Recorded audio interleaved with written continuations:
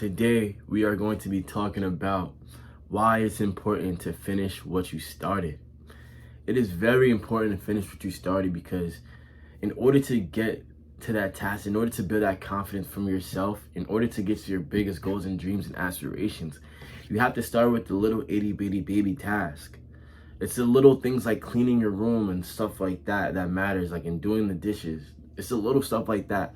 Because if you look around you and your room's disgusting, you still have dinner at McDonald's on your dresser from 2 nights ago, you know what I'm saying, your trash can's full, right? Like your stuff is just all over the place, right? Then how are you gonna ever expect to handle anything bigger if your literal space isn't even, you know what I'm saying? It's just little stuff like that. But if you could understand that the little stuff is important just as well, because it also helps you with the stuff that's finished what you started, you're gonna be okay.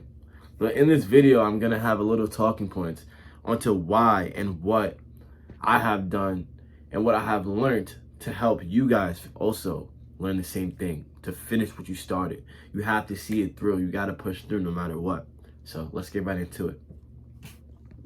Number one, you have to remove your limiting beliefs.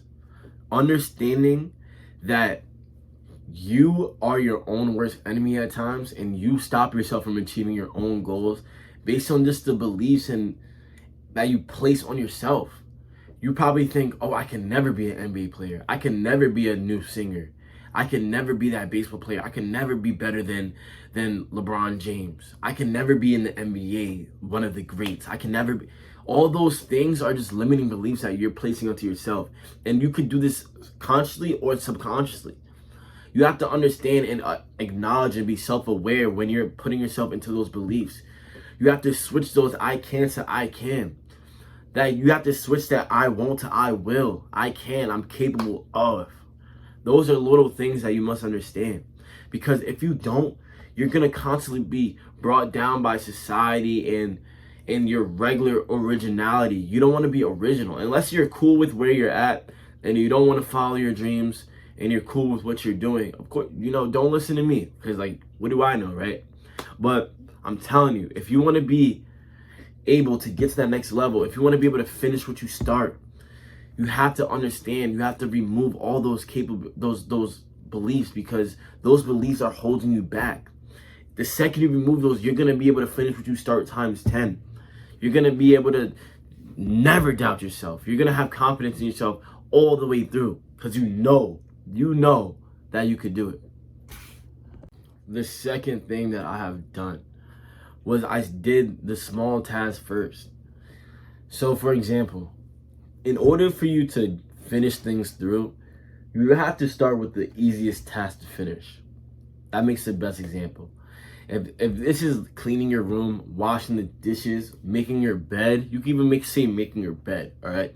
If you can make your bed, in your head, technically you did complete something. It's the little things like that. You have to figure out the little things like that in your life that you need to fix.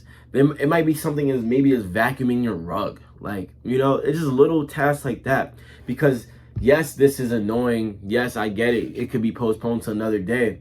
But you handling it and tackling it now or as soon as possible, this provides somewhat of momentum. Because now you're moving in a way, you're doing things you don't want to do regardless of how you feel, right? Even if it's a small task that takes 2 to 5 minutes to get done, just handle those small things. And trust me, you start to feel good for yourself too. It's not just about, oh, I'm doing the task. No, you start to feel good for yourself too. And this helps you.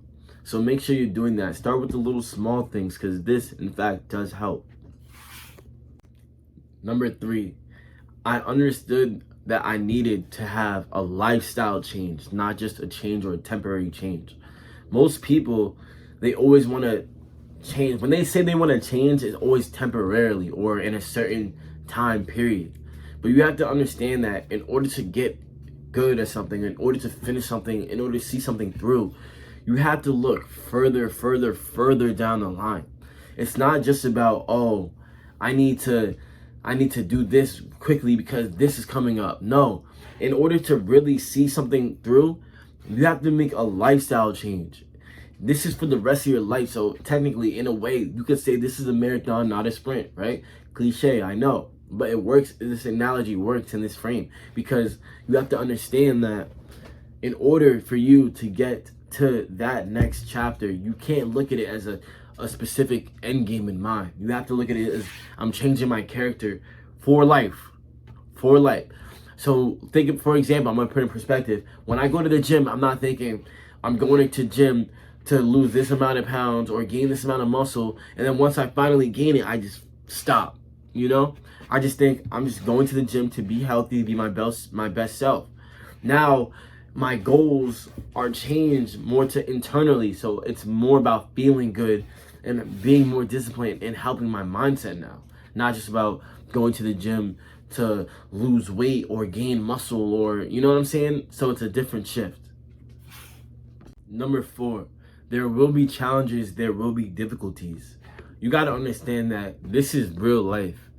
To think that everything will be so positive all the time is just so naive in a way, because why would you think that? You have to see life as a rough storm. There's beauty in the rough storm, all right? Not everything is good, not everything is bad. You have to be stoic about it. You have to take it as it comes. But if you understand that and you trust in your ability that you could get through it by having that momentum of doing the little task, that you could get through now bigger problems because you know how to see things through.